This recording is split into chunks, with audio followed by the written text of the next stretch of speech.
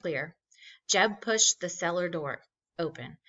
Daylight streamed in. He looked out. All clear, he said. Jeb crawled out of the cellar. Jack followed him, and then Annie, Will, Kate, and Miss Nellie. The sky was gray above them. The twister had torn the roof off the dugout and sucked up everything out, even the rug. They all stared in shock at the empty space. Then Miss Nellie smiled. Well, at least we are all safe, she said. They stepped out of the hut. The air was thick with dust and bits of grass. The twister had cut a path of dirt and destruction across the prairie. It was still whirling away on the horizon, so you can see the path that it cut. Sometimes with a tornado, it can tear up one side of the street and leave the other side of the street completely fine. Everyone watched silently as the twister became long and thin like a piece of rope. Then it vanished completely. What do you think vanish means? If you said the word disappear or you can't see it, you're correct. Miss Nellie turned to Jack and Annie. You saved our lives, she said. Thank you, said Will. Thank you, said Kate, hugging Annie. Jeb actually opened the cellar door, said Jack. Yes, thank you too, Jeb, said Miss Nellie. The older boy scowled. I hope you can get a new school, said Annie. We will, said Miss Nellie, just as we planted our field again after the grasshopper attacked. We'll build our school again after the twister. If at first you don't succeed, try again. Jack thought Miss Nellie was one of the bravest people he'd ever met. You're a good teacher, he said shyly. I love teaching, she said. It's a job that lasts forever. Whatever you teach children today travels with them far into the future. That's true, said Annie. Jack smiled. Well, we better leave again, he said. Bye, everyone waved, except Jeb. Jack and Annie started across the prairie back towards the treehouse. They hadn't gone far when Jack heard someone shout his name, and he turned around. It was Jeb. Wait! The older boy yelled. He had a fierce look on his face, and he started running towards them. Oh, no, Jack breathed. Did Jeb want to fight? Leave us alone, Annie said angrily. Shh, Annie, said Jack.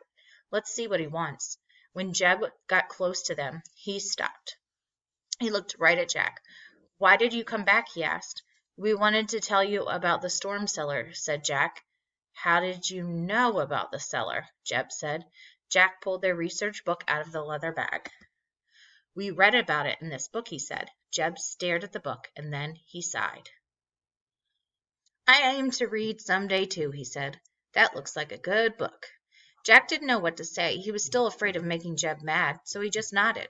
Ma and Pa were too poor to go to school, said Jeb. They want me to go. But I'm getting started mighty late. It's never too late, said Jack. It's never too late, said Annie. Jeb narrowed his eyes. If you ever come back here, he said. Yes, Jack said carefully. Was Jeb going to threaten him again? Maybe I'll be able to read that book of yours, Jeb said. Jack smiled and sighed. I know you will, he said. Jeb smiled back. He had a nice smile. Thanks for coming back to rescue us, he said to both Jack and Annie. Too bad you can't stay. I reckon we all be good friends if you did. I reckon we would, said Annie. Jeb nodded. Then he turned and ran back to join the others. Suddenly the sun broke through the clouds. The wildflowers danced in the gentle breeze. Ready, said Annie. Jack just stood there, staring at the sunlit prairie. Jack, ready to go? Annie asked. In that moment, Jack actually hated to leave, but he nodded slowly and said, let's go. He and Annie took off through the bright, sparkling grass. They ran to the small grove of the trees near the creek. They climbed up the rope ladder, scrambled into the treehouse. Annie picked up their Pennsylvania book. I wish we could go there, she said. This time, the wind did not start to blow. The treehouse simply started to spin on its own. It spun faster and faster, and then everything was still. Absolutely still.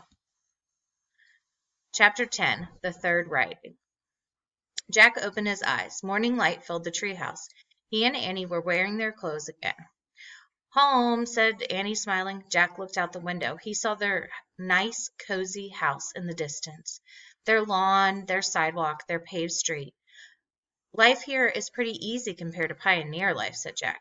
We're lucky, said Annie. Jack reached into his bag and pulled out the small slate.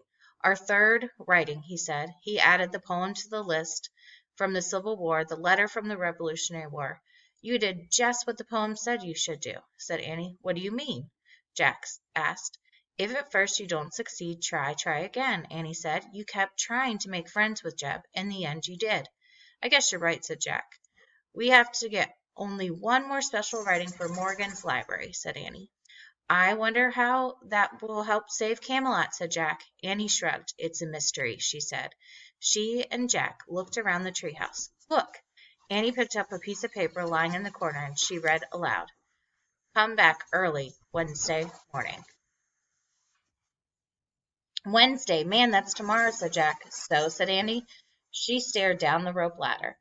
Not much time to recover, said Jack, pulling on his backpack. Recover from what? Annie said. The twister, said Jack. Oh, yeah, I almost forgot about that, said Annie.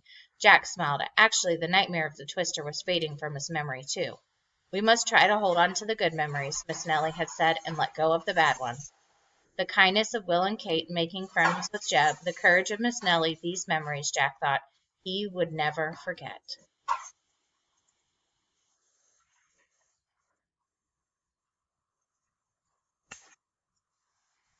More facts about pioneer life on the prairie. From the mid-1800s through the 1880s, thousands of Americans traveled by wagon across America. Most were headed for the territories of Oregon and California, but a number stopped and settled on the Kansas frontier. They made dugouts and broke up the hard ground to plant crops. These pioneers faced windstorms and dust storms, a shortage of water, which is a drought that we've learned about, and grasshopper plagues. In spite of the hardship, they set up small schools so their children could learn the 3 R's, reading, writing, and arithmetic. That's the old way to say math. Children of varied ages often learned together. It was not unusual for teachers to be as young as 15 or 16 years old. The most popular American school books of the 1880s were called McGruffy Readers. They were put together by a schoolteacher from Ohio named William Holmes McGruffy. Poems such as Mary Had a Little Lamb, Twinkle, Twinkle, Little Star, and If at First You Don't Succeed became part of America's life because they were in McGruffy Readers. Webster's spelling book was another significant reference in the early American schools. It taught people who'd come here from all over the world how to spell words in the English language.